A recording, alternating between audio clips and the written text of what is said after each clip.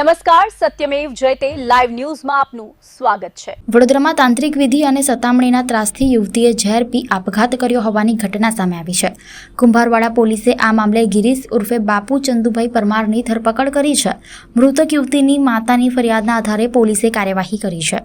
વડોદરાના તુલસીવાડી વિસ્તારમાં રહેતી 28 વર્ષીય યુવતીએ ઝેર પી આપઘાત કર્યો હતો। સારવાર દરમિયાન સયાજી હોસ્પિટલમાં યુવતીનું મોત નીપજ્યું હતું। મૃતક યુવતી કારેલીબાગના એક ફોટો સ્ટુડિયોમાં છેલ્લા 3 વર્ષથી મેનેજર તરીકે ફરજ બજાવતી હતી। મૃતકની માતાએ કુંભારવાડા પોલીસમાં નોંધાવેલી ફરિયાદમાં ગિરીશ ઉર્ફે બાપુ ચંદુભાઈ પરમાર સામે ગંભીર આક્ષેપો કર્યા છે। ફરિયાદ મુજબ આરોપીએ યુવતીને તેની છાતી પર ચૂડેલ બેસી ગઈ હોવાનું કહીને તાંત્રિક વિધિ કરાવવાની ધમકી આપી હતી। સાથે જ અવારનવાર શારીરિક માંગણી અને નાણાકીય શોષણ કરતો હોવાનો પણ આક્ષેપ કરવામાં આવ્યો છે। યુવતીના આપઘાત બાદ પોલીસે માતાની ફરિયાદના આધારે ગિરીશ ઉર્ફે બાપુ પરમારની ધરપકડ કરી છે। હાલ કુંભારવાડા પોલીસે સમગ્ર મામલે વધુ તપાસ કરી રહી છે અને આરોપી સામે લગાવવામાં આવેલા આક્ષેપોની હકીકત અંગે પુરાવા એકત્ર કરી રહી છે।